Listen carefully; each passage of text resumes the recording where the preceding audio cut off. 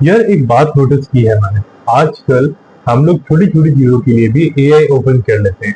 कुछ लिखना हो, किसी को रिप्लाई देना हो, कोई चीज चाहिए हो, या बस किसी चीज को समझना हो, कौन एआई पे लेते हैं। और ऑनेस्टली मैं एआई के अगेंस्ट नहीं हूँ, मैं खुद एआई यूज करता हूँ, लेकिन कभी कभी मुझे लगता है कि हम एआई से हेल्प कम ले रहे हैं और अपने दिमाग को हमने ज्यादा आउटसोर्स कर दिया, बिल्कुल बंद कर दिया। मतलब पहले बंदा थोड़ा रुक के सोचता था, अब सीधा प्रॉम्प्ट लिखता है, ठीक है। अपने दिमाग को बिल्कुल बंद किया हुआ है, और यहाँ से उसका सवाल स्टार्ट होता है, एआई हमें स्मार्ट भी बना रही है या सिर्फ लेजी बना रही है। ठीक है, देखो एआई यूजफुल चीज है, इसमें कोई डाउट नहीं है। आपको कोई टॉपिक समझना हो, एआई एक्सप्लेन कर देती है। आपको राइटिंग इंप्रूव करनी हो, एआई हेल्प कर देती है। आपको आईडी चाहिए हो, एआई डायरेक्शन भी दे देती है। लेकिन इशू एआई होना नहीं है, इशू ये है कि हम उसको किस तरीके से यूज कर रहे हैं। अगर एआई से हेल्प ले रहे हैं तो कोई मसला नहीं, लेकिन अगर एआई तुम्हारी जगह सोच रही है, तुम्हारी जगह ओपिनियन बना रही है, तुम्हारी जगह डिसीजन ले रही है, तो कोई मसला है। क्योंकि बंदा आहिस्ता आहिस्ता खुद सोचना छोड़ देता है।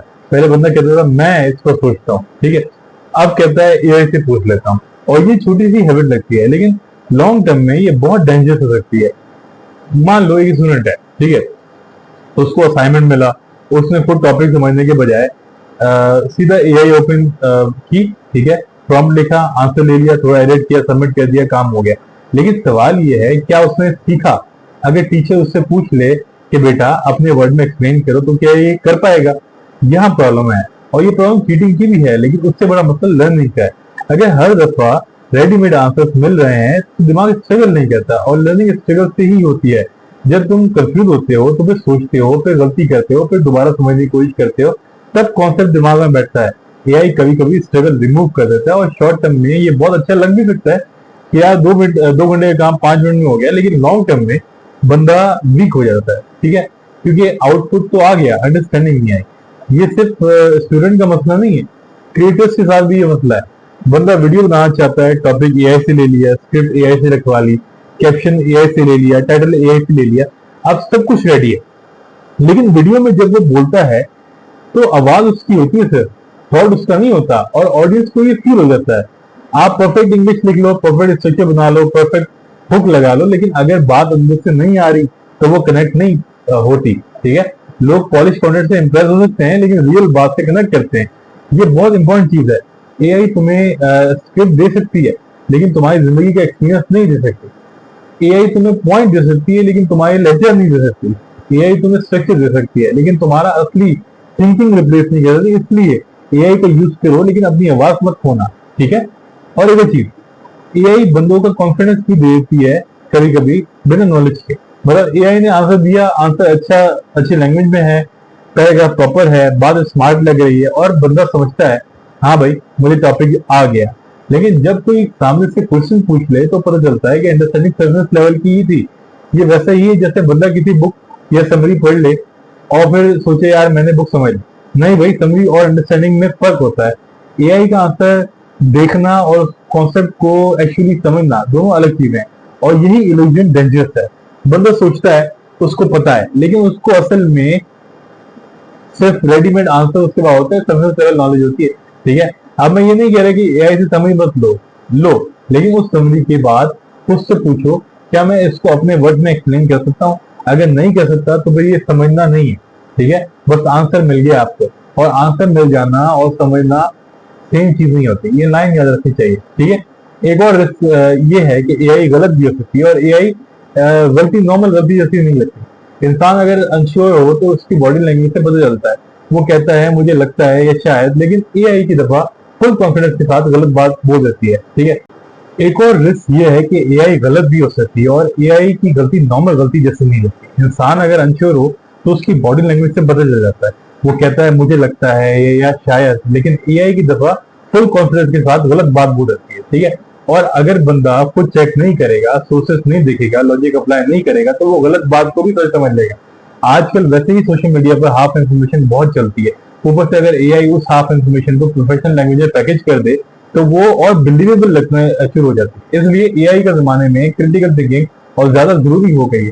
पहले हम कहते थे इंटरनेट पर हर चीज बिलीव मत करो, अब कहना पड़ेगा एआई का हर आंसर भी बिलीव मत करो, ठीक है। अब सवाल ये है कि एआई को सही यूज कैसे करें।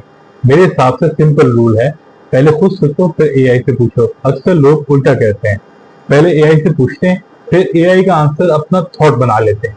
लेकिन अगर तुम पहले खुद 5 मिनट सोच लो, अपने रफ पॉइंट लिख लो, अपनी कंफ्यूजन नोट कर लो, फिर एआई से पूछो, तो तुम एक्चुअली कुछ लर्न कर रहे हो। फिर तुम कंपेयर कर सकते हो कि मैंने ये सोचा, एआई ने ये पॉइंट ऐड किया, यहाँ मेरी थिंकिंग वीक थी, यहाँ एआई ने अच्छी बात की, यहाँ मुझे सोच चेक करना चाहिए। ये हेल्दी यूज है। एआई को अपना दिमाग का रिप्लेसमेंट मत बनाओ, एआई को अपने दिमाग का ट्रेनिंग पार्टनर बनाओ, ठीक है। जैसे जिम में ट्रेनर होता है, ट्रेनर तुम्हें गाइड करता है, फॉर्म करेक्ट करता है, रूटीन बताता है, ठीक है। लेकिन वेट तुम्हें खुद उठाना पड़ता है। अगर ट्रेनर तुम्हारी जगह वेट उठाएगा तो तुम्हारी बॉडी नहीं बनेगी, ठीक है। बस एआई के साथ भी यही मामला है। एआई गाइड करे, एक्सप्लेन करे, चैलेंज करे, लेकिन थिंकिंग तुम्हें खुद करनी। अगर एआई तुम्हारी जगह वेट उठाता रहेगा तो तुम्हारी मेंटल स्ट्रेंथ नहीं बनेगी, ठीक है।